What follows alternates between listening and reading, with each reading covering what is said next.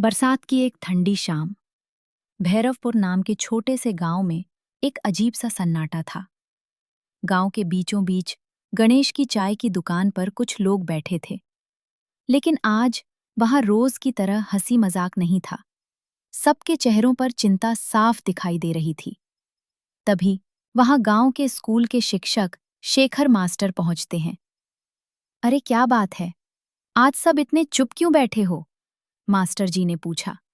गणेश ने चाय बनाते हुए कहा, मास्टर जी, बात ही कुछ ऐसी है कि किसी का मन ही नहीं लग रहा। लेकिन हुआ क्या है? तभी रामू बोला, आपको तो पता ही है मास्टर जी, हमारे गांव में अस्पताल नहीं था। किसी को बीमारी होती तो 10 से 12 किलोमीटर दूर शहर जाना पड़ता था। कई लोग रास्ते में ही दम तोड़ देते थे। इसलिए हमने सबने मिलकर पैसे जमा किए और गांव में एक छोटा अस्पताल बनवा दिया। मास्टर जी खुश होकर बोले, अरे ये तो बहुत अच्छी बात है। लेकिन रामू की आंखों में आंसू आ गए। अस्पताल तो बन गया मास्टर जी, लेकिन उसमें रखने के लिए बेड और दवाइयों के पैसे नहीं बचे। दुकान पर फिर से सन्नाटा छा गया। कुछ देर सोचने के बाद शेखर मास्टर बोले, मेरे पास एक पुरानी जमीन है, अगर मैं उसे बेच दूं तो अस्पताल के लिए पैसे मिल सकते हैं। सब लोग चौंक गए। नहीं मास्टर जी, आप अपनी जमीन क्यों बेचेंगे? मास्टर मुस्कुराए, अगर इससे किसी की जान बच सकती है तो जमीन की क्या कीमत है।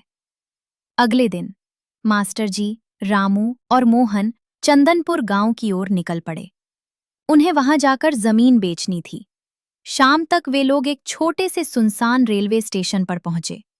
बाहर तेज बारिश हो रही थी। आसमान में काले बादल और चारों तरफ घना अंधेरा। स्टेशन से गांव जाने के लिए उन्हें पहले नदी पार करनी थी, लेकिन घाट पर पहुंचकर उन्होंने देखा वहां एक भी नाविक नहीं था। रामू घबराकर बोला, अब क्या करेंगे मास्टर जी? यहां तो कोई भी नहीं है। तभी दूर से एक पुरानी वैन आती हुई दिखाई दी। ड्राइवर ने पास आकर कहा, अरे शेखर, इतने साल बाद? मास्टर जी पहचान गए।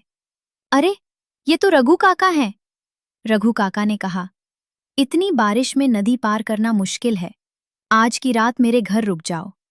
और वे सब उसके घर चले गए। रात के 2 बजे अचानक मास्टर जी की नींद खुल गई। उन्हें बाहर से मिट्टी खोदने की आवाज सुनाई दी। उन्होंने खिड़की से झांक कर देखा। रघु काका एक पेड़ के नीचे कुछ खोद रहे थे।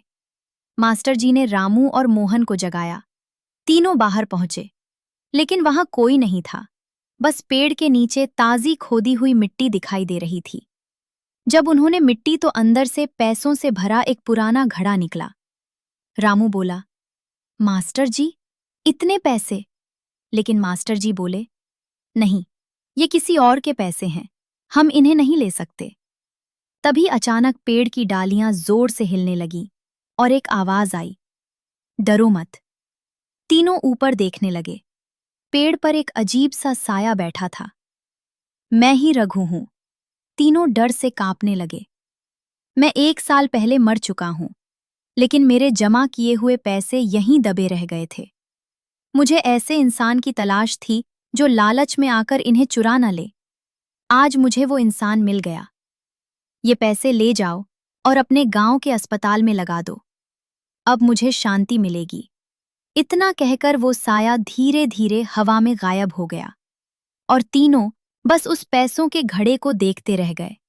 बारिश की वो रात और उस भूतिया घर में बिताया गया वो पल उनकी जिंदगी की सबसे डरावनी याद